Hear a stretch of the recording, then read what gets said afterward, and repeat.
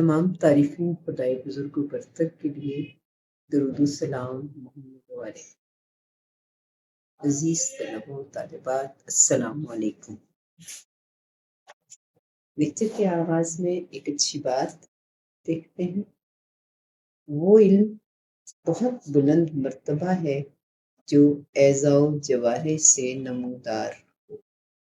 یہ قول ہم نے لیا ہے نہج البلاغہ سے۔ ہمارے آج کے لیکچر کا عنوان ہے تلمیح۔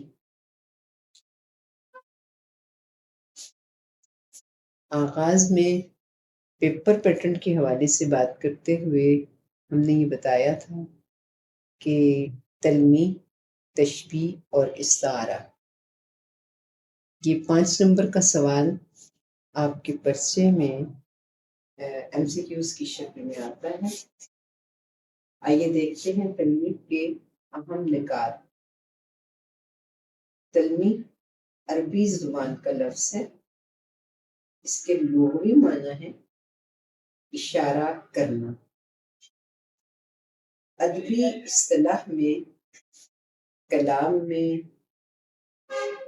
کسی تاریخی، اسلامی یا کسی مشہور واقعے کی طرف اشارہ کرنا تلمیح کہلاتا ہے۔ تلمیح کا تعلق علم بدیع سے ہے۔ آئیے دیکھتے ہیں کچھ اشعار میں مشہور تلمیحات۔ بے خطر کود پڑا آتش نمرود میں عشق، عقل ہے محو تماشائے لبِ بام ابھی۔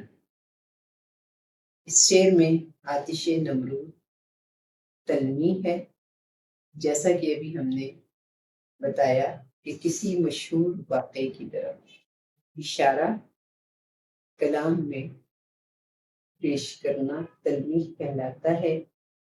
یعنی شاعر پوری تفصیل تو بیان نہیں کر سکتا، لیکن ایک ایسا لفظ یا الفاظ استعمال کرتا ہے جس سے پورا واقعہ ہمارے ذہن میں آ جاتا ہے۔ آ رہی ہے چاہے یوسف سے صدا، دوست یہاں تھوڑے ہیں اور بھائی بہت۔ یہاں چاہے یوسف تلمیح کے طور پر استعمال کیا گیا ہے، یعنی وہ کنواں جس میں کہ حضرت یوسف علیہ السلام کے بھائیوں نے ان کو ڈال دیا تھا۔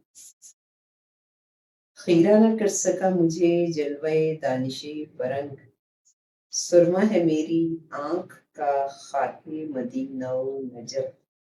یہاں خاک مدینہ و نجف تلمیح ہے، یعنی شاعر کا یہ کہنا ہے کہ حضور اکرم صلی اللہ علیہ وآلہ وسلم کا وہ قول کہ انا مدینۃ العلم و علی بابھا،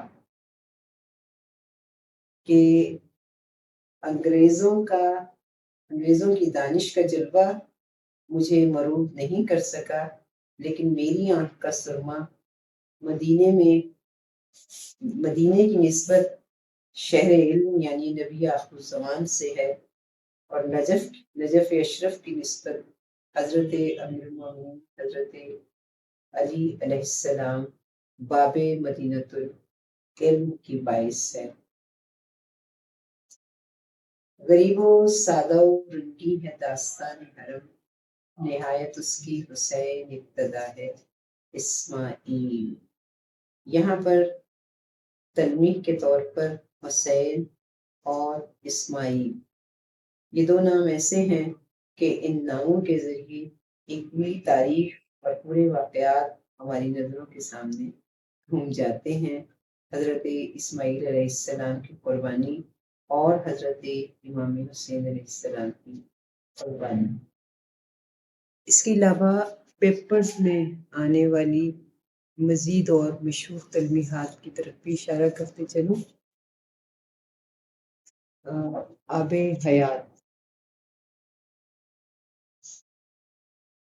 باغ ارم، ابن مریم، کشتی نوح، اورنگ سلیمان، جام جم، برادران یوسف، تخت سلیمان، ید بیضا، روح بلالی، گنج قارون، حسن یوسف، تیشہ فرحات وغیرہ وغیرہ۔ یہ وہ تلمیحات ہیں جو عام طور پر پیپر میں آتی ہیں، آپ انہیں ضرور ذہن نشین کیجیے گا، اور بالخصوص جو نکات آپ کو بتائے گئے تھے انہیں بھی یاد رکھنے کی ضرورت ہے۔ اس میں دو باتیں سب سے زیادہ اہم ہیں، ایک تو یہ کہ تلمیح عربی زبان کا لفظ ہے، اور تلمیح کا تعلق علم بدیع سے ہے۔ عزیز طلباء و طالبات، اس کے ساتھ ہی ہمارا آج کا لیکچر اختتام کو پہنچا۔ انشاءاللہ تشبیہ کے ساتھ اگلے لیکچر کے لیے پھر حاضر ہوں گے۔ اس وقت کے لیے اجازت، فی امان اللہ، خدا حافظ۔